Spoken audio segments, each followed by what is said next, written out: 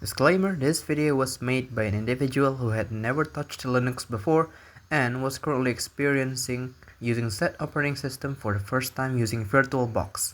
So bear with me as there might be mistakes made in the video. Comments and critiques will be appreciated. Thank you.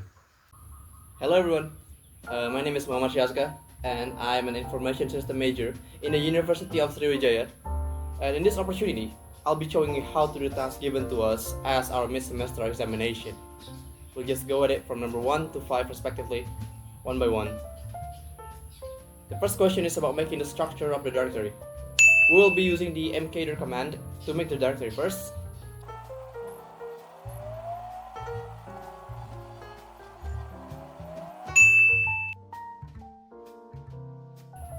And now that the directory has already been made, we'll also be making 3 subdirectories inside our name, and they will be called document, code, and arsip.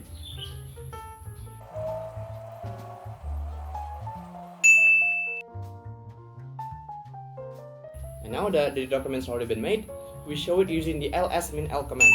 And my feeling, we will be using this command in particular a lot.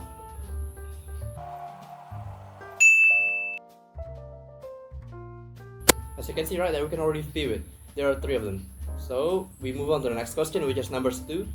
The second question is about manipulating the contents of the file. We'll be filling the content of our document with our data using the echo-min e command and apply it as identitas.txt. It's going to be a text file.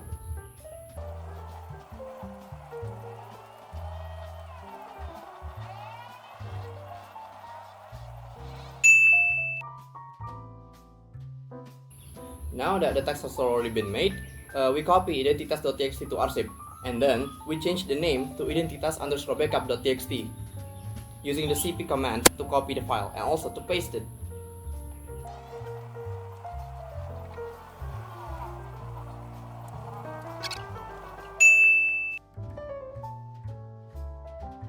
And now that we've already pasted, the next step is to move the file, the identitas.txt file, to code directory.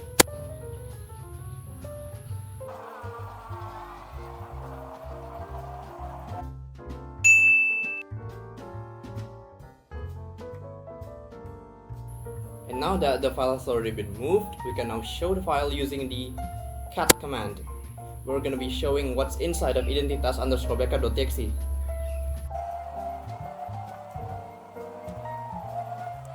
As you can see here, we've already done the command and it is now showing our data and what's inside of identitas.backup.txt. And now the third question is all about changing accesses. Well, I'll be explaining a little bit to give reading and writing access to the file owner while giving the only access of reading to groups and giving other users no access at all to identitas_backup.txt. We will be using the chmod command following up with a c40 command.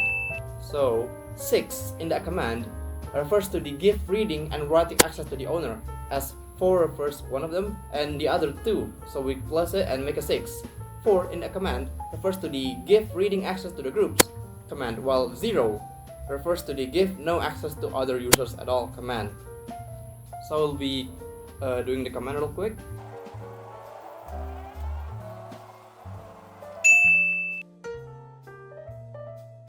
And now we do the next step, which is changing the ownership of identitas_backup.txt so that root user and staff groups own it. We do it by using the shown command to change the ownership.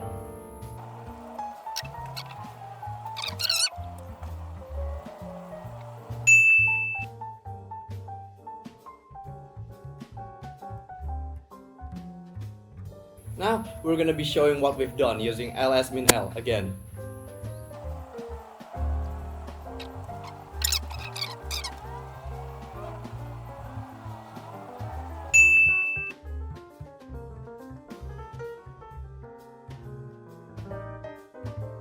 As you can see right there, we have the new owners of the file displayed.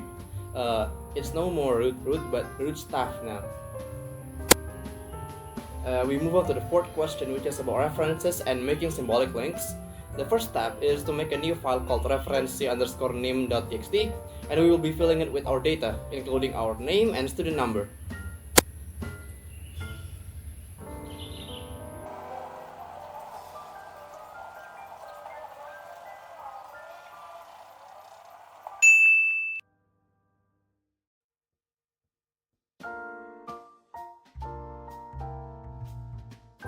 Alright, now that it is done, the next one is making a symbolic link referency_name.txt using the lns command, which is a syntax used to make symbolic links, and we will also be naming it shortcut _name.txt.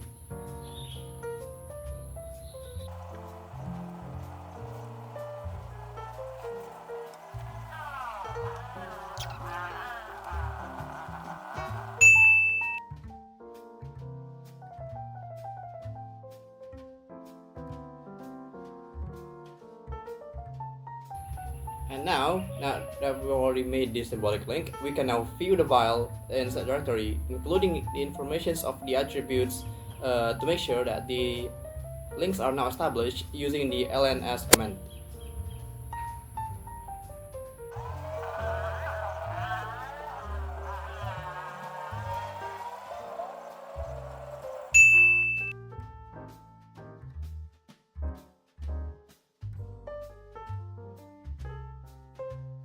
As you can see at the bottom, the links are now established, indicated by the little mark over there beside shortcut _name.txt that's linking to the other files.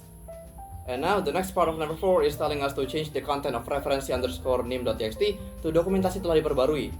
And as usual, we'll be using the echo command. Again,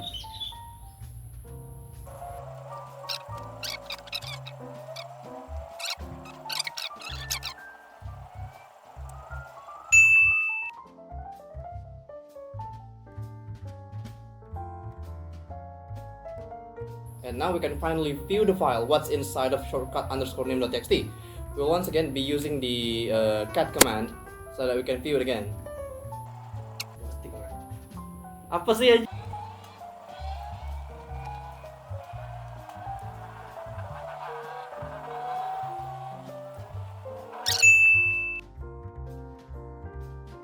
As you can see right there, it has already been updated following the symbolic link.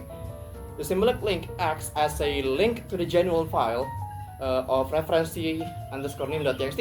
So if the genuine file were to ever be modified, the symbolic link will also be showing such change. And then we can now move on to the final question of this semester examination. The last question is about making and modifying user mask. And the first step will be checking the default mask, the value, by using the umask command.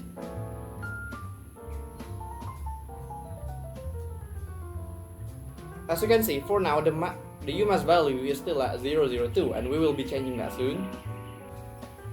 We will be modifying the umask value to 027 and making a new file named data_name.txt using the umask command. Yeah, hello. Quick disclaimer. By the time I was recording this, I didn't mention it, but I was actually also using the touch command to direct the first command. Thank you.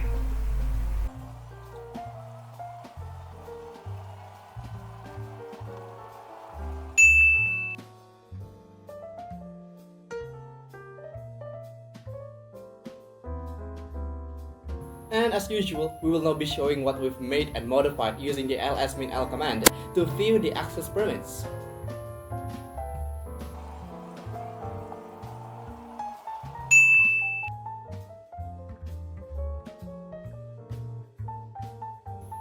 And it has already been done.